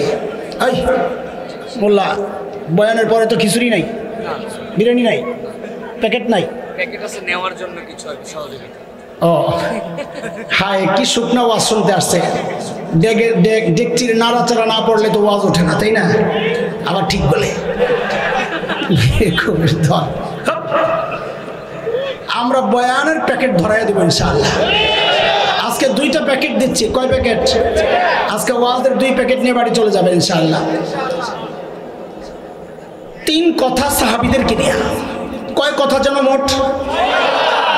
3 কথা সাহাবীদেরকে নিয়ে, 3 কথা আমার মতো জাহেলকে নিয়ে। সাহাবীদেরকে নিয়ে 3 কথা কি মুখস্থ করেন? আমি বলি, আমার সাথে সাথে উচ্চারণ করেন। বলেন, ওরা ছিল কি? সবাই না বললে তো মুখস্থ হবে না। বলেন, ওরা ছিল কি? অবাক হওয়ার মতো একটা ভাব নিয়ে বলেন, হইল কি? আবার ছিল কি? হইল কি? মাঝখানে ঢুকলো কি? আচ্ছা বুঝেন তো, বলতে মজা লাগবে, নাইলে মজা লাগছে না, আমিও বুঝতেছি। ছিল কি? ছিল মানব ইতিহাসের সবচাইতে খারাপ মানুষ। বলে এই কথা আপনি কোত্থেকে বলেন? বলে বুঝো না তুমি, হিসাব মিলাও, সূত্র মিলাও। ডাক্তার যেহেতু সবচাইতে বড়, বোঝা গেল যে রোগীদের চিকিৎসার জন্য পাঠানো হয়েছে, ওরা রোগীও ছিল সবচাইতে বড়। ছিল কি সবচাইতে খারাপ মানুষ? বলেন আমার সাথে, বলেন, ছিল কি সবচাইতে? হইল কি সবচাইতে ভালো মানুষ? আশ্চর্য, সবচাইতে খারাপ মানুষগুলো কোন জাদুর কাঠির ছোঁয়ায় সবচাইতে ভালো মানুষ হয়ে গেল? মাঝখানে ঢুকছে কি? তো বলেন কোরআন আল কারীম। বলেন কি ঢুকছে? এইবার মিলায়া বলেন, ওরা ছিল কি? হইল কি? মাঝখানে ঢুকলো কি? এই 3 কথার 1 প্যাকেট বানান। আমরা পরে আবার প্যাকেট খুলে বুঝাইয়া দিব ইনশাআল্লাহ। আসতেছি একটু ইনশাআল্লাহ। আর রাখেন 1 পুটলা গিট্টু লাগাইছেন। চলেন আরেক প্যাকেট বানাই। সাহাবায়ে কেরাম যেই জাহালতকে ছাড়লেন, পাপাচার ছাড়লেন, মদ, জুয়া, নারী, সুদ, ঘুষ, মারামারি, কাটাকাটি, হানাহানি, ছিনতাই, ডাকাতি, গোত্রীয় লড়াই, আপন সন্তানকে জীবন্ত দাফন করা, সব ছাড়লেন। আহারে পোড়া কপাল এই সমাজের মানুষ, ওই সব অপরাধগুলো আঁকড়ে ধরলাম আমরা। কথা ঠিক কিনা? সাহাবায়ে কেরাম যেই কোরআনকে ধরে সর্বশ্রেষ্ঠ মানুষ হয়ে গেলেন, এই পোড়া কপাল সমাজ ওই কোরআনকে আমরা ছাড়লাম। এখন বলেন, এটা আমাদের জন্য গর্বের কাজ হয়েছে না আফসোসের? সবাই বলেন, গর্ব না আফসোস? তো এইবার বলেন আমার সাথে, আমাদের 3 কথা ধরলাম কি? আফসোসের সুরে বলতে হবে, ছাড়লাম কি? আবার ধরলাম কি? ছাড়লাম কি? এইরকম মুনাজাতের মতো হাত ওঠান তো, এরকম হাত ওঠান। এই ওলামারা না উঠাইছে, এবার কপালে একটা জোরে বাড়ি মারেন আর বলেন, আহারে করলাম কি? আহারেটা আমার পছন্দ হয় নাই, এমন ভাবে বলা লাগবে যেন কলিজার আটটা প্রকাশ পায়। আপনি কতটা দুঃখ পাইছেন, এই আট দিয়া প্রকাশ পাবে। আবার বলেন, ধরলাম কি? ছাড়লাম কি? আহারে করলাম কি? কিছুটা হয়েছে, পরে আবার মস্ক করে লয়ে এই পাশে 3 কথা, এই মোট কয় কথা? এই 6 কথা দিয়ে আমি একটা ব্রেকেট দিচ্ছি, দেখবেন এর বাহিরে আমি যাচ্ছি না। যা বলবো ঘুরে ফিরে এই 6 কথার মধ্যে আমি ঘুরতেছি। প্রথম প্যাকেট বানাইছিলাম কাদেরকে নিয়ে? তাড়াতাড়ি আমার সাথে কানেক্ট থাকেন তো আমার বলতে সহজ হবে। কাদেরকে নিয়ে? সাহাবীদের ব্যাপারে কয় কথা ছিল? 3 কথা। কি? ওরা ছিল কি? হইল কি? মাঝখানে আমি একজন সাহাবীর একটা ছোট্ট উদাহরণ দিয়ে আপনাদেরকে শোনাই কথাটা। কি মানুষ কি হয়ে গেছে কোরআনের ছোঁয়ায়, ইসলামের ছায়াতলে এসে নববী আদর্শের সাথে নিজেকে যুক্ত করার কারণে কি মানুষগুলা কি হয়ে গেছে। গেছে। একজন সাহাবীকে দিয়ে একটু দেখাই। এ যুবক, আজকে তোমরা কতজনকে ফলো করো, মডেল বানাও, আইডল বানাও, কার মতো চুল বানাবা, ওই হেয়ার কাটিং কার মতো হবে, কার মতো প্যান্ট, কার ব্র্যান্ড, সব তোমরা খেয়াল করো। মক্কায়ও এমন এক যুবক ছিল যাকে সবাই ফলো করত। সেই যুবকের নাম ছিল হযরত মুসআব ইবনে উমাইর রাদিয়াল্লাহু আনহু। মুসআবের সৌন্দর্যে মুগ্ধ হইত পুরা মক্কাবাসী, যাকে বলা হতো ফাতা Mecca, hero of Mecca, smart boy Mecca. Musab সবচাইতে সুন্দর, সবচাইতে ফ্যাশনেবল, সবচাইতে স্টাইলিশ পোশাকে যে নিজেকে সাজায় রাখতেন। আরে মানুষের সৌন্দর্যের মূল দুইটা তিনটা জিনিস। এক হচ্ছে অনেকের টাকা পয়সা আছে, অনেক দামি দামি পোশাক পরে তো সুন্দর লাগে। আবার অনেকে আছে রুচি উন্নত, টাকা পয়সা নাই, ফুটপাত থেকে 200 টাকা দিয়ে একটা শার্ট কিনে নেয়, তো মানুষ জিজ্ঞেস করে কিরে এটা কোন দোকান থেকে কিনছো, কয় হাজার টাকা দাম, ধুর বেটা 200 টাকা দিয়ে কিনছি, আরে কি সুন্দর লাগতেছে, এটা রুচির ব্যাপার। আবার কারো কারো চেহারা সুন্দর, যা গায়ে দেয় তাই সুন্দর লাগে, আছে না এমন? হযরত মুসআবের মধ্যে তিনটার সমন্বয় ছিল। এক, টাকা পয়সা ছিল, মা বাবার আদরে আহ্লাদের সন্তান। 2, রুচিও ছিল উন্নত। 3, চেহারাও ছিল চমৎকার। কত চমৎকার, একটা কথা বললেই তো বুঝবেন। 12 জন আরবের চেহারা নবী আলাইহিস সালামের চেহারার সাথে কিছুটা মিলত। যেমন হযরত জাফর ইবনে আবি তালিবের চেহারাও মিলত, স্বভাবও মিলত। এর মধ্যে হযরত মুসআবও একজন ছিলেন যার চেহারা নবীর চেহারার সাথে মিলত। মুসআব কতটা সুন্দর ছিলেন বুঝার জন্য এটাই যথেষ্ট যে মুসআবের চেহারা কার চেহারার সাথে মিলত, নবী আলাইহিস সালামের চেহারার সাথে। এই মুসআব যখন মুসলমান হয়ে গেলেন, ছিলেন কি হইলেন কি এটা দেখাচ্ছে। সেই মুসআব মাথায় রাখতে হবে, smart boy Musab, hero of Mecca Musab. উহুদের যুদ্ধ, লম্বা হিস্টোরি মাঝখান দিয়ে আমি কাট করে দিছি। উহুদের যুদ্ধে মুসলমান কাফের মুখোমুখি। আল্লাহর হাবিব সাল্লাল্লাহু আলাইহি ওয়াসাল্লাম যে কয়েকজন সাহাবীর হাতে ঝান্ডা উঠায়া দিয়েছেন, যেমন হযরত সাদ ইবনে মুআজ রাদিয়াল্লাহু আনহুর চাচাতো ভাই উসাইদ ইবনে হুযাইরের হাতে ঝান্ডা, আর মুহাজিরদের পক্ষে হযরত মুসআব ইবনে উমাইরের হাতে ঝান্ডা। প্রচন্ড লড়াই চলছে। হিস্টোরি আপনারা জানেন, আমি হিস্টোরিতে ঢুকবো না, সময় যাবে। মুসলমানরা কৌশলগত কিছু ভুলের কারণে পরাজিত হয়েছে, এমন কচু কাটা হয়েছে, গোটা উহুদের মাঠ রক্তে লাল, লাশ আর লাশ। এত লাশ মুসলমান কোনোদিন এত লাশ দেখে নাই। আর ইসলামের এই 16 বছরের ইতিহাস, উহুদের মাঠ পর্যন্ত 70টা লাশ তো দেখে নাই, 70টা লাশ তো পরেও নাই। বদরের যুদ্ধে কয়জন শহীদ হয়েছে? মাত্র 14 জন। 6 জন মুহাজির সাহাবী, 8 জন আনসারি সাহাবী। সেখানে উহুদের মাঠে 70টা লাশ পড়ে আছে। সাহাবায়ে কেরামের মনোবল ভেঙে গেছে। মনোবল ভাঙার কারণ কোন ঐতিহাসিক লিখেছেন, মনোবল ভাঙার কারণ হচ্ছে কারো বাবা শহীদ হয়ে গেছে, কারো ভাই শহীদ হয়ে গেছে, কারো ছেলে শহীদ হয়ে গেছে, কেউ নিজেও আহত। সাহাবায়ে কেরামের পা চলে না, কেউ ধপাস মাটিতে বসে পড়ছেন, কারো হাত থেকে তরবারি ছুটে গেছে। এই অবস্থায় নবী আলাইহিস সালাম লাশগুলো একত্রিত করতে বলেছেন দাফন করার জন্য। ও দোস্ত, লাশ তো 70টা, এত কবর কিভাবে খনন করবে? সবাই তো আহত। নবী আলাইহিস সালাম একটু সহজ করে দিলেন। কি? এক কবরে 2 জনকে দাফন করবা, তাইলে কবর অর্ধেকে নেমে আসলো, তাই না? 70টা লাশ হলে 35টা কবর, মানে এক কবরে 2 জনকে দাফন করবা। তো লাশ একত্রিত করা হচ্ছে। আমি যে হাদিসটা শোনাচ্ছি আপনাদেরকে, বুখারীর বর্ণনা। 2 জন সাহাবী বর্ণনা করেছেন। একজন হযরত খাব্বাব ইবনুল আরিত রাদিয়াল্লাহু আনহু, আরেকজন হযরত আব্দুর রহমান ইবনে আউফ রাদিয়াল্লাহু আনহু। আমি যে বর্ণনার শব্দগুলো আপনাদেরকে বলবো সেটা হচ্ছে হযরত আব্দুর রহমান ইবনে আউফের বর্ণনা, বুখারীর বর্ণনা 4045 নম্বর বর্ণনা। হযরত আব্দুর রহমান ইবনে আউফ বলেন, যখন মুসআবের লাশটাও আনছি, মুসআব শহীদ হয়েছেন, বলে যখন মুসআবের লাশ আনছি দাফন করার জন্য, আপনারা জেনে থাকবেন শহীদকে দাফন করার কিছু ব্যতিক্রম সিস্টেম আছে, জানেন কিনা? হ্যাঁ, ওই রক্ত মাখা শরীর সহই দাফন করতে হয়, শরীরে দাফন করতে হয় রক্ত সহ। হ্যাঁ, কেন? হাসরের মাঠে শহীদ যখন উঠবে তার শরীর থেকে তাজা রক্তগুলো ঝরবে, আর তার থেকে বেশ আম্বরের গ্রাম বের থাকবে। গোসল ছাড়া দাফন দিতে হয় শহীদকে, গোসল ছাড়া দাফন দিতে হয়। যেই কাপড়ে শহীদ, ওই রক্তাক্ত কাপড় দিয়েই কাফন দিতে হয়। এখন যেহেতু মুসআবকে কাফন দিতে হবে, তার তার শরীরের কাপড় দিয়া। তা হযরত আব্দুর রহমান ইবনে আউফ বলেন, আরে মুসাবের শরীরে তো পর্যাপ্ত কাপড় নাই, যা দিয়ে ওকে দাফন দিব, কাফন দিব। আরে কার কথা শোনাচ্ছি? ছিলেন কি hero of Mecca, smart boy Mecca. সেই মুসাবের অবস্থা হইল কি কোরআনের ছোঁয়ায়, ইসলামের ছায়াতলে এসে হযরত আব্দুর রহমান ইবনে আউফ বলেন, শরীরের সাথে পর্যাপ্ত কাপড় তো দূরের কথা, পাইছি ছোট্ট একটা চাদর, যা দিয়ে মুসাব কোন রকমের সতরটা ঢেকে রাখছেন।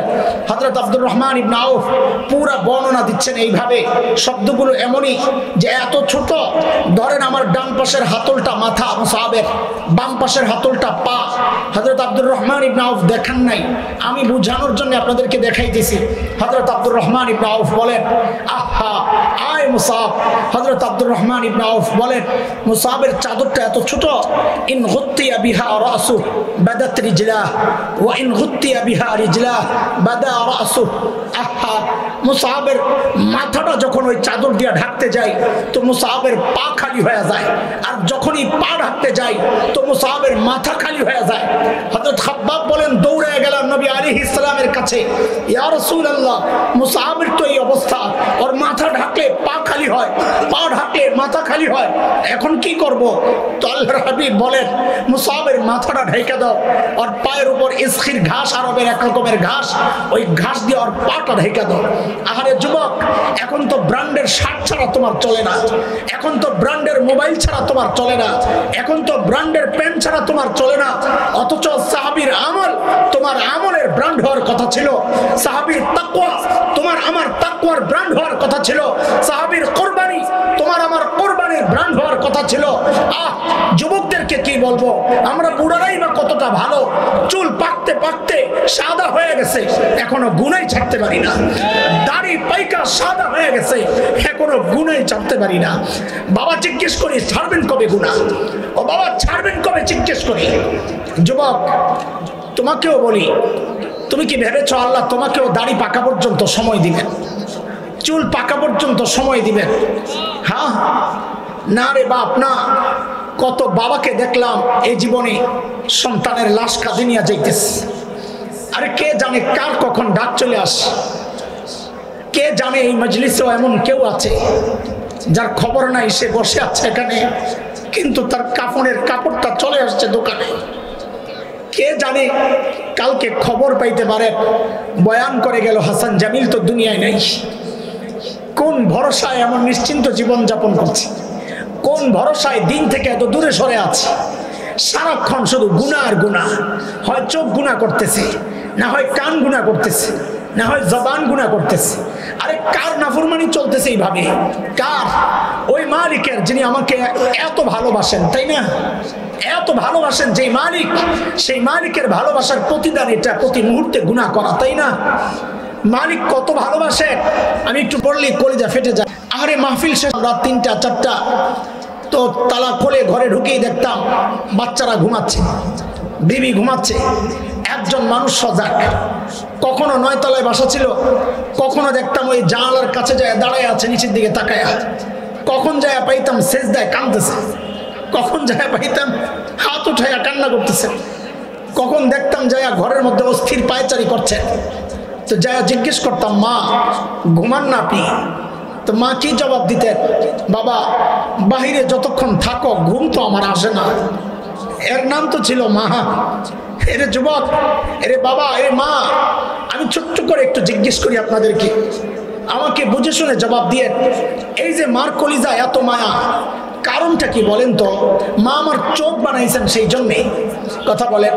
মা আমার কান বানাইছেন সেই জন্যে, জিভ বানাইছেন সেই জন্যে, কথা বলেন। হ্যাঁ, তো কি জন্যে?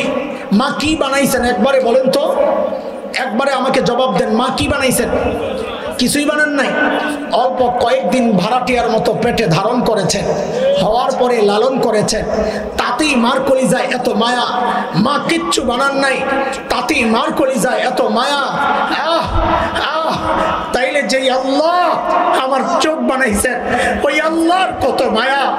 যে আল্লাহ আমার কান বানাইছেন, ওই আল্লাহর কত মায়া। যে আল্লাহ আমার জবান বানাইছেন, ওই আল্লাহর কত মায়া। যে আল্লাহ আমার হাত পাও বানাইছেন, ওই আল্লাহর কত যে আল্লাহ আমার এত এত নিয়ামত দিয়া বাঁচায় রাখছে, ওই আল্লাহর কত মায়া। এই যুবক জালিম, তুমি কি বুঝো না কত মায়া? একটু দেখো না। আরে আমি তুমি যখন দরজা আটকায়া গুনাহ করি, দরজা বন্ধ, জানালা বন্ধ, ভিতরে গুনাহ চলছে, আর আমার মালিক ওই গুনাহ অবস্থায় দরজার নিচে দিয়া বাতাসের অক্সিজেন পাঠাইয়া দিচ্ছেন যেন আমি মরে না যাই। এই মালিকের নাফরমানি আর কত কাল চলবে বলো? তোমাদেরকে এখানে ডাকা হয়েছে প্রদর্শনীর জন্য না, একটু মালিকের কথা মনে করায় দেওয়ার জন্য। যুবক, আমি পাপী, আমার কথাগুলো তোমাদের হৃদয়ে টাচ নাও করতে পারে। যদি না করে, এর চেয়ে ভালো করে বোঝানোর ক্ষমতা আমার নাই রে বাপ। ভাই, আমি বলি কি, তাইলে একটা ভিন্ন কৌশল আছে, এছাড়া আমার হাতে আর কোনো কৌশল নাই। আমি বলি কি, তোদের যাদের হৃদয়ে টাচ করে নাই আমার কথা, তোরা আমার সামনে আয় বাপ, তোরা আমার সামনে আয়, তোদের পাওগুলো আমার সামনে মেলে দে, আমি ওই পাওগুলারে জড়ায়া ধইরা সারা রাত বসে বসে কান্না করি, তাও তোরা গুনাহ ছেড়ে দে বাবা, গুনাহ ছেড়ে দে। আর কত কাল বলেন? হ্যাঁ, থামেন না এবার, কম হয় নাই তো, থামেন না এবার। মালিকের 70 গুণের সুযোগ নিয়ে গুনাহ করেছি, মালিক ঢেকে রাখছেন, সুযোগ পাওয়া গেছে। চলেন আজকের এই মজলিসে মালিকের গফফার গুণের একটু সুযোগ নিয়ে নেই। বলে গফফার গুণের কি সুযোগ? বলে মালিকের সব গুণের মধ্যেই তো শুধু মায়া আর মায়া, গফফারের ভেতরেও মায়া। গফফারের মায়া যদি বুঝাই রাত যাবে আমার। আমি দুইটা মায়া খালি শোনাই, তারপরে মূল কথা আবার ঢুকে যাব ইনশাআল্লাহ। আরে দুনিয়ার সবাই তো অপরাধীকে খুঁজে শাস্তি দেওয়ার জন্যে, মাও সন্তানকে অপরাধ করলে খুঁজতে থাকেন শাস্তি দেওয়ার জন্যে, বাবাও খুঁজেন শাস্তি দেওয়ার জন্যে, দুনিয়ায় সবাই অপরাধী খুঁজেন শাস্তি দেওয়ার জন্যে। আর আমার আপনার এমন একজন মালিক আছেন যিনি অপরাধীকে খুঁজেন মাফ করার জন্যে। প্রতি রাতে আইসা ডাকতে থাকেন, আরে আমিন মুস্তাগফিরিন ফাগফিরালা, কে কে গুনাহ করছো, আসো না আসো না, আমি আসছি তোমারে মাফ করার জন্য, তুমি মাফ চাও, আমি আল্লাহ মাফ করে দিব। বলে কত মাফ করবেন, কত মাফ করবেন? হাদিসের কথা, শয়তান যখন আল্লাহকে চ্যালেঞ্জ করেছে, আল্লাহ আপনার বান্দাকে আমি মৃত্যু পর্যন্ত তাকে গোমরাহ করতেই থাকবো, করতেই থাকবো, করতেই থাকবো, তো আল্লাহর জবাবের ঢংটা ছিল এমন, শব্দ হবো তা না, আল্লাহর জবাবের ঢংটা ছিল এমন, ও শয়তান তোর হুমকি ধমকি কি শেষ? বলে হ্যাঁ শেষ। বলে তোর কথা যদি শেষ হয় তো এবার আমারটাও শোন, আমার বান্দারে তুই গোমরাহ করতেই থাকবি, করতেই থাকবি, তো আমারটাও শোন, আমিও আমার বান্দারে মাফ করতেই থাকবো, করতেই থাকবো, করতেই থাকবো। আসে আজকে গফফার মালিকের দরবারে একটু চোখের পানিরে পুঁজি বানায়া সারা জিন্দেগীর গুনাহগুলা মাফ করে এখান থেকে যাই ইনশাআল্লাহ। ঠিক আছে ইনশাআল্লাহ।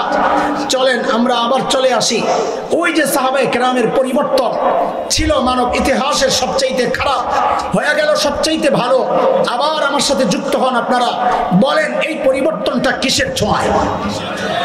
সবাই একযোগে আওয়াজ বড় করে বলতে হবে, তাইলে আমার কথা আগানো সহজ হবে। বলেন কিসের ছোঁয়ায়? সবাই বলেন কিসের ছোঁয়ায়? দুইটা জিনিসের ছোঁয়া, এক হচ্ছে নববী শিক্ষা, আর এক হচ্ছে নববী আদর্শ। এক হচ্ছে নবীর চরিত্র জীবন, আরেক হচ্ছে কোরআনী শিক্ষা, দ্বীনি শিক্ষা। ওই যে বলেছিলাম সমস্যা কয়টা, সমাধান কিয়ামত পর্যন্ত। মনে রাখেন একটা কথা, মূল কথা এটা, পয়েন্ট। কিয়ামত পর্যন্ত দুনিয়ার যত সমস্যা দেখবেন, সব সমস্যার পেছনের মূল সমস্যা দুইটা। এক হচ্ছে দ্বীনি শিক্ষা পায় নাই, আরেক হচ্ছে নববী আদর্শ থেকে দূরে চরিত্র নষ্ট। দুনিয়ায় যত সমস্যা আছে সব সমস্যার মূলে এই দুইটা, আর সব সমস্যার সমাধানও ওই দুইটা। এক, নবীকে আল্লাহ যে জন্য পাঠাইছেন কোরআনের শিক্ষক বানায়া, সমস্ত সমস্যার সমাধানও কোরআনী শিক্ষার মধ্যে, নববী শিক্ষার মধ্যে। সমস্ত শিক্ষার সমস্ত সমস্যার সমাধানও নববী আদর্শের মধ্যে।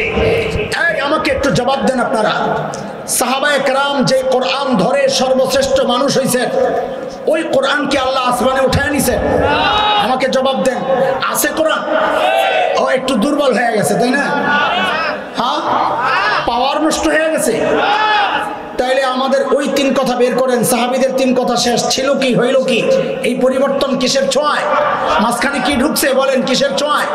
তাহলে এই তিন কথা রাখেন, এবার এই পাশের তিন কথা খোলেন। যে কোরআন সাহাবীকে সর্বশ্রেষ্ঠ বানাইছে, ওই কোরআন বুঝি এই বগুড়ার আমাদের এই মানুষগুলোকে, বাংলাদেশের এই বর্তমান দুনিয়ার মানুষগুলোকে কোরআন বুঝি সর্বশ্রেষ্ঠ মানুষ বানাতে পারে না? জোরে বলেন, পারে না? পারে না?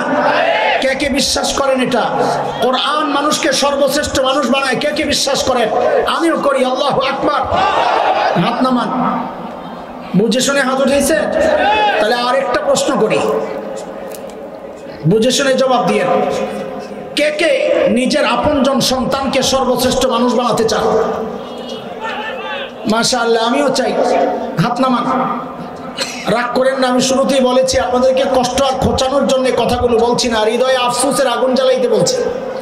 এই যে হাত উঠাইছেন দুই জায়গায়, আমি নিশ্চিত করে বলতে পারি এখানে এমন অনেক আছেন যারা মিথ্যা কথা বলেছেন। আপনারা সঠিক বলেন নাই। আপনি মনে মনে ভাবছেন যে হুজুর আপনি কি গায়েব জানেন? না, আমি গায়েব কোত্থেকে জানবো বাবা? গায়েব তো জানেন শুধু। এত আস্তে কেন? সূরা আরাফ আয়াত 188 188 কোরআনে অসংখ্য জায়গা আছে, আমি একটা বললাম। আল্লাহ বলেন, কুল লা আমলিকু লিনাফসি নাফআন ওয়ালা দাররা ইল্লা মা শাআ আল্লাহ ওয়ালাউ কুনতু আ'লামুল গায়ব লাস্তাকথারতু মিনাল খায়র وما مسني السوء। নবীকে দিয়ে আল্লাহ বলাচ্ছেন, আপনি বলেন আমি যদি গায়েব জানতাম আমি আর এত বিপদে পড়ি না।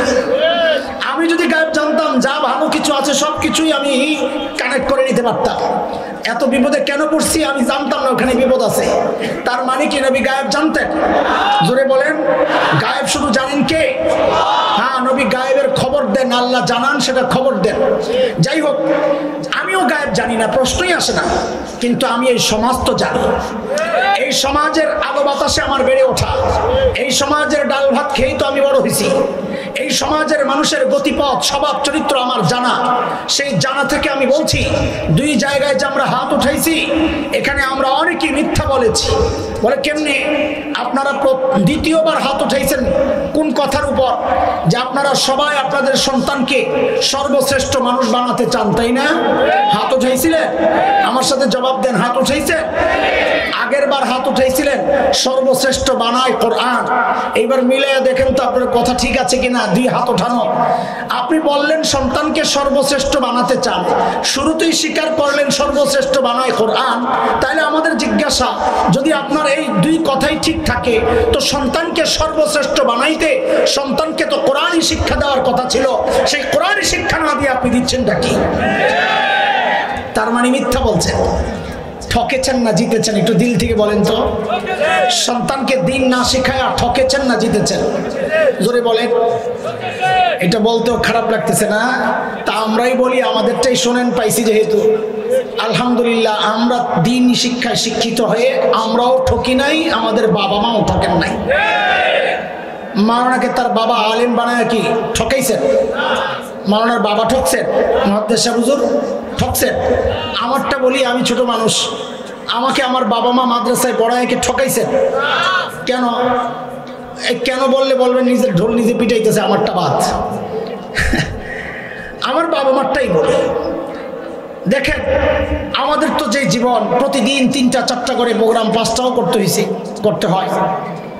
এমন কোনো দিন আমার যায় আমার মনে পড়ে না।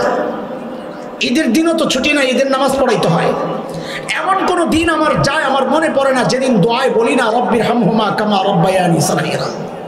আমার বাবা মা ঠকছেন না জিতছেন? আমার আবার এক্সট্রা কিছু পাগলামি আছে। মা বাবার জন্য একটু খুব দিল কাঁদে। মাঝে মধ্যে গ্রামের বাড়ি কুমিল্লায়, ওখানে চলে যাই, ওখানে মা বাবার কবর। মাদ্রাসা আছে, মাদ্রাসার পেছনে কবর। তো জিয়ারত করি সুন্নত তরিকায়, জিয়ারতের যা করার পর এরপরে কি করি জানেন? পাগলামি আর কি।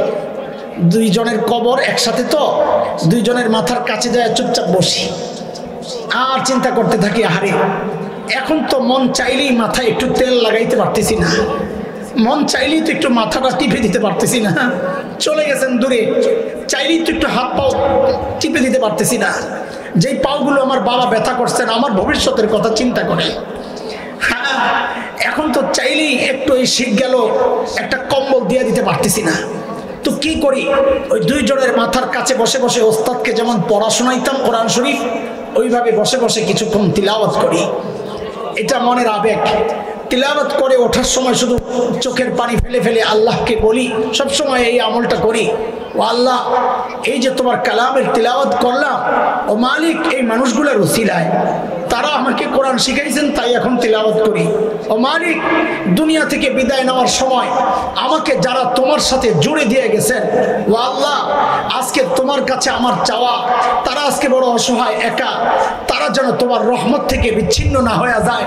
রব্বির হামহুমা কামা রব্বায়ানি সগীরা। বলেন আমার মা বাবা জিতছেন না ঠকছেন? বলেন আমার মা বাবা জিতছেন না ঠকছেন? আপনারা যারা সন্তানকে দিন শেখান নাই, বাইরে এসে ভাব নেন অনেক ভালো আছেন, কিন্তু আমরা জানি আপনারা ভালো নাই। কেন? কেন? আমি দুইটা কথা বলেই শেষ করছি। কেন? এই কিছুদিন আগে পত্রিকায় রিপোর্ট আসছে, আমার কাছে পত্রিকার কাটিং আছে, কাটিং। কি রিপোর্ট করেছে?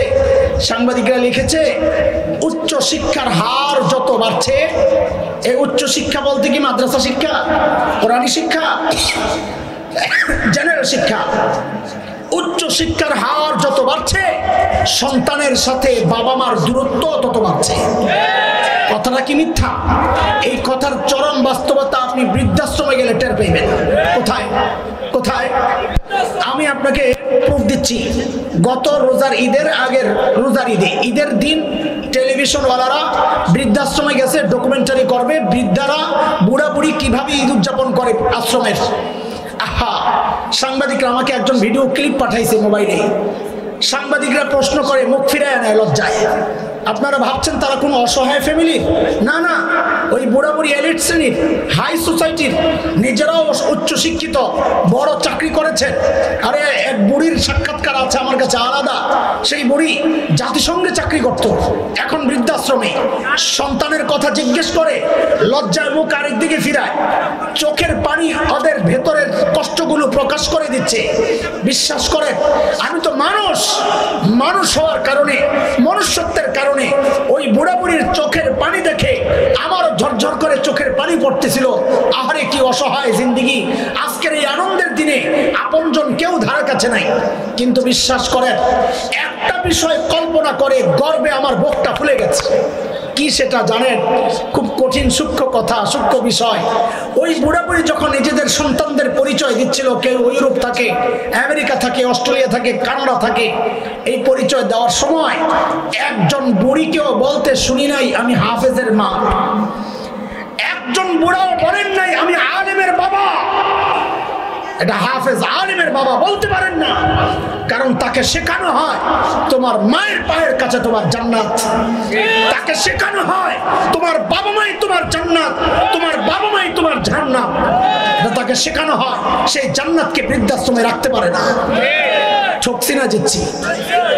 আসল চূড়ান্ত ঠকা হয়ে গেছে হাসরের মাঠের।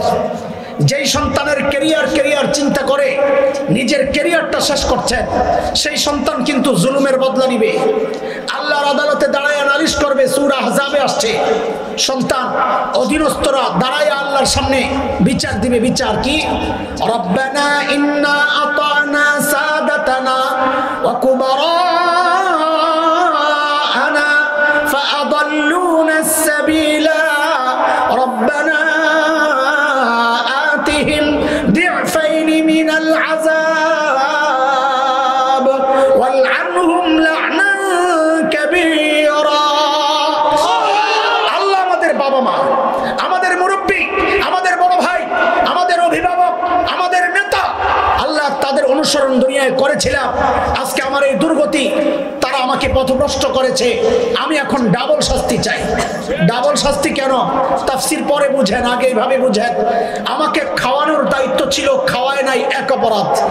বিষ খাওয়াইছে, আরেক অপরাধ। এবার তাফসীর বুঝেন। আমাকে দিন শেখানোর দায়িত্ব ছিল, শেখায় নাই, এক অপরাধ। বদ্দিনই শিখায়া আমাকে নাস্তিকতার দিকে ঠেলে দিয়েছে, আরেক অপরাধ। এই দুই অপরাধের কারণে আমি ডাবল শাস্তি চাই। আহারে, যেই সন্তান পড়ার কথা রব্বির হামহুমা কামা রব্বায়ানি সগীরা, সেই সন্তান আল্লাহর সামনে বলছে ওয়াল আনহুম লানান কাবীরা, আজকে ওদেরকে আপনার রহমত থেকে দূরে, বহু দূরে সরায়া দেন। নাউযুবিল্লাহ মিন যালিক। ঠকছেন না জিতছেন? বলেন কয় জিতছে? হ্যাঁ, যারা মাদ্রাসায় নিজের সন্তানকে, শুধু মাদ্রাসা না, মাদ্রাসা ছাড়াও যদি সন্তানকে দিন শেখায়, সেও ঠকে নাই। আলহামদুলিল্লাহ, দিন শেখানো মাকসাদ। এই জন্য আপনাদের কাছে আজকের এই প্রোগ্রাম থেকে আমরা এই শেষ মেসেজটুকু দিয়ে যাইতে চাই। বলেন কয় কথার বয়ান হয়েছে আজকে? কয় কথা? কয় প্যাকেট? প্রথম প্যাকেটে কয় কথা? কাদেরকে নিয়ে? বলেন ওরা ছিল কি, হইল কি মাঝখানে? তো বলেন সাহাবীদের জীবনের এই পরিবর্তনটা ছিল সবচেয়ে খারাপ মানুষ, হইল সবচেয়ে ভালো মানুষ। এই পরিবর্তনটা কিসের ছোঁয়ায়? কিসের ছোঁয়ায়? রাখেন সাহাবীদের তিন কথা, এবার আমাদের তিন কথা আনেন। সাহাবীরা যে অপরাধগুলো ইসলাম কবুল করার কারণে ছাড়লেন, আমরা সেই অপরাধগুলোরে ধরলাম। সাহাবায়ে কেরাম যে কোরআন ধরে এগিয়ে গেলেন, আমরা সেই কোরআনকে ছাড়লাম। এটা আমাদের গর্ব না আফসোস? এই আফসোস করতে থাকবেন না ফেরত আসবেন? কথা বলেন। আফসোস করবেন সারা জীবন না ফেরত আসবেন? ফেরত আসতে হলে আমার সাথে 5টা অঙ্গীকার করেন। এটাই আজকে আমার শেষ কথা। 2 প্যাকেট দিছি, 2 পকেটে ঢুকান, আরেক প্যাকেট বানাই দিছি, ওটারে মাথায় করে বাড়ি যাবেন। 5টা অঙ্গীকার। সবাই বলেন আমরা সবাই শুদ্ধ কোরআন শিখবো। শুদ্ধ কোরআন শিখবো ইনশাআল্লাহ। বলেন ইনশাআল্লাহ। 2, নিয়মিত কোরআন পড়বো। আরে আমার সাথে বলেন ইনশাআল্লাহ পড়ে বললেন, তা আমি বললাম আপনারা ইনশাআল্লাহ বলতেছেন। বলেন শুদ্ধ কোরআন পড়বো, শিখবো। শুদ্ধ কোরআন শিখবো। 2 নাম্বার, নিয়মিত কোরআন পড়বো। এমন না হয় কোরআনকে গিলাপবদ্ধ করে ঘরের মধ্যে রেখে দেন। আমাদের বড় আফসোস লাগে, হতাশ হই। ও ভাই, যে ঘরে কোরআন আল কারীমের তিলাওয়াত হয় না, ওই ঘরে ঘুমান কেমনে আপনারা? ঘুম আসে কেমনে আপনাদের? এটা কিভাবে সম্ভব? যে ঘরে আল্লাহর কালামের তিলাওয়াত হয় না, ওই ঘরে ঘুম আসে কেমনে আপনাদের? এই জন্য প্রতিজ্ঞা করেন নিয়মিত কোরআন পড়বো ইনশাআল্লাহ। 3 নাম্বার ওয়াদা, কোরআনের অর্থ বুঝে অথবা ওলামাদের কাছ থেকে যা শুনবো এগুলো আমরা মানবো ইনশাআল্লাহ। কোরআন মানবো ইনশাআল্লাহ। বলেন ইনশাআল্লাহ। কয় ওয়াদা গেল? 3টা। আবার বলেন, শুদ্ধ কোরআন শিখবো, নিয়মিত কোরআন পড়বো, কোরআন মানবো। 4, কোরআন ওয়ালাদেরকে ভালোবাসবো। কোরআন ওয়ালা কারা? আলেম ওলামা। বলেন কারা? যদি দেখি আলেম ওলামাদেরকে ভালোবাসার কারণে দল নারাজ হয়, নেতা নারাজ হয়, তো ওই দল নেতাকে আমি ছাড়বো, কিন্তু আলেম ছাড়বো না ইনশাআল্লাহ।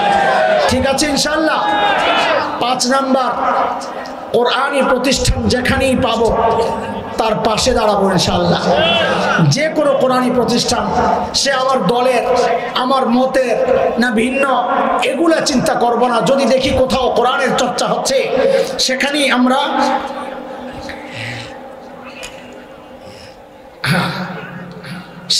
আমরা সহযোগিতার হাত বাড়াবো ইনশাআল্লাহ। ঠিক আছে ইনশাআল্লাহ। যে কোনো জায়গায় দ্বীনি কাজ হইলে এই দ্বীনি কাজের সহযোগী হব ইনশাআল্লাহ। কে কে আমরা দ্বীনি কাজের সহযোগী হব একটু হাত উঠাই তো দেখি। সবাই হাত উঠাই। সবাই হাত উঠাইছে? মাশাআল্লাহ। কেউ হাত নামায়েন না, কেউ হাত নামাবেন না। আচ্ছা, আবার নামান, কষ্ট হবে। আবার উঠান, আবার নামান, আবার উঠান। ব্যায়াম করাইতেছি, আমি উপকার না করতেছি। এইবার নামায়া কিন্তু আর নিচে রাখেন না। এইবার নামায়া সবাই নিজের প্রত্যেকের পকেটে হাত দেন। নিজের হাত নিজের পকেটে। আবার মাইটের খায়েন না। হাত দিছে, সবাই নিজের পকেটে হাত দিয়ে আমাদের প্রত্যেকের সামর্থ্য অনুযায়ী পকেট থেকে কিছু বের করি। কোরআনী প্রতিষ্ঠান, কোরআনী জলসা, কোরআনী মাহফিল এগুলোর সহযোগী হবেন, ওয়াদা দিচ্ছেন আমারে। এখন এই ওয়াদা অনুযায়ী প্রত্যেকে নিজের পকেটে হাত দেন। আমাদের স্বেচ্ছাসেবকরা লাল ব্যাগ নিয়ে ঢুকে যাচ্ছে, আপনারা চারদিক থেকে খেয়াল করেন, ওদেরকে ফলো করেন, ওরা আসলেই ওর মধ্যে দিয়ে দিয়েন। আর পারলে একজন দুইজন এইভাবে দাঁড়ায় দাঁড়ায় আশপাশ থেকে নিয়ে সহযোগিতা করেন, একসাথে দিয়ে দেন। খুব দ্রুত এই কাজটা সারতে হবে ইনশাআল্লাহ, দ্রুত। আমরা কেউ খালি হাতে যাব না। শুনেন, আপনাদের 1 টাকাও যদি না হয়, আমার ভাই সাইফুল্লাহ হাফিজাহুল্লাহকে আল্লাহ এই সামর্থ্য দিয়েছেন, তিনি এরকম মাহফিল একা চালাইতে পারেন, কিন্তু আমরা চাই আপনারাও সম্পৃক্ত হন। দ্বীনি কাজে সম্পৃক্ত থাকা এটা আপনাদের জন্যই লাভ, আলহামদুলিল্লাহ। হ্যাঁ, আমরা সবাই অংশীদার হই, সবাই দ্বীনি কাজের অংশীদার হই, মাশাআল্লাহ। খুব দ্রুত, মারহাবা, আলহামদুলিল্লাহ। এবং দোয়া করতে থাকেন, আল্লাহ তাআলা যেন আবহাওয়া ভালো করে দেন। আপনাদের এই যে বিদ্যুৎ বিভ্রাট, এটা আমরা খবর পেয়েছি, নওগাঁয় প্রচণ্ড ঝড় হওয়ার কারণে একদম কি বলে এটাকে, ঝড়ো বাতাস, বৈশাখী ঝড়। বৈশাখ তো এখনো আসে নাই, অগ্রিম একটু আসছে আর কি, খবর পাঠাইছে। আমি আসতেছি, মার্চের পরেই তো বৈশাখ না, তো এই জন্য খবর পাঠাইছে আমি আসতেছি, তোমরা রেডি হও। এই খবর গেছে আমাদের উপর দিয়ে আর কি। আল্লাহ তাআলা হেফাজত করেন, বাকি সময়ের জন্য আল্লাহ তাআলা পরিবেশটা ভালো রাখেন, আমরা মাহফিলটা যেন সুন্দরভাবে শেষ করতে পারি। আপনারা দোয়া করলেই হবে ইনশাআল্লাহ তাআলা। দ্রুত দ্রুত লাল ব্যাগওয়ালারা দ্রুত যাও, মাশাআল্লাহ।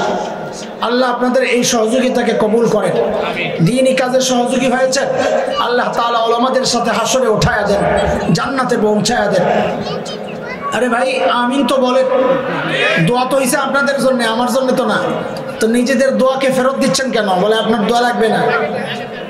মাশাআল্লাহ। এই পিছনে তাকাও, ব্যাগ দেখো, ব্যাগওয়ালা, মাশাআল্লাহ। এখানে আজান হবে, নামাজ হবে, শাইখ আহমদুল্লাহ চলে আসছে। আচ্ছা, মাশাআল্লাহ। আমাদের শেখ আহমদুল্লাহ ভাই তিনি চলে আসছেন। এখানে আজান হবে, নামাজ হবে, নামাজের পর শেখ কিছু আনুষ্ঠানিকতা আছে, সেরে এরপরই শেখ আমাদের ভাই কথা বলবে। এর আগে আমার আব্দুল্লাহ সাইফুল্লাহ ভাই, আব্দুল হাই নাম খালি ভেজাল লাগে, সাইফুল ভাই বলতে বলতে আব্দুল হাই মোহাম্মদ সাইফুল্লাহ ভাই, তিনিও তো কিছু কথা বলা দরকার, আপনাদের এলাকার সন্তান। হ্যাঁ, সারা দুনিয়ার মানুষ কথা শুনে, আপনারাও শুনবেন না ইনশাআল্লাহ। এটা তো আপনাদের সৌভাগ্য যে আল্লাহ তাআলা আপনাদের একজন সন্তানকে সারা দুনিয়ায় পরিচিত করছেন। আপনার এই গ্রামের নাম দুনিয়ায় কয়জন জানে? আপনাদের এই গ্রামের নাম দুনিয়ায় কয়জনে চিনে? কিন্তু যদি বলে কোন গ্রাম, বলে আব্দুল হাই মোহাম্মদ সাইফুল্লাহর গ্রাম, তাইলে দুনিয়ার সবাই চিনবে। এটা আপনাদের গর্ব না? গর্ব তো জোরে কইতে হয়, গর্ব কি না? তো বলেন আলহামদুলিল্লাহ।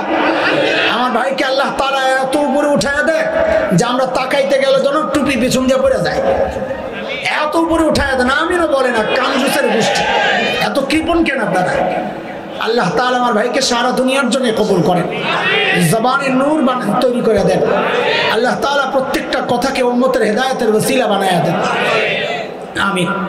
ঠিক আছে, জাযাকুমুল্লাহু খায়রা ওয়া আখিরু দাওয়ানা আলহামদুলিল্লাহি রাব্বিল আলামিন। সুবহানাল্লাহি বিহামদি, সুবহানাকাল্লাহুম্মা বিহামদিক, আশহাদু আল্লা ইলাহা ইল্লা আনতা আস্তাগফিরুকা ওয়া আতুবু ইলাইক। আসসালামু আলাইকুম ওয়া রাহমাতুল্লাহি ওয়া বারাকাতুহু।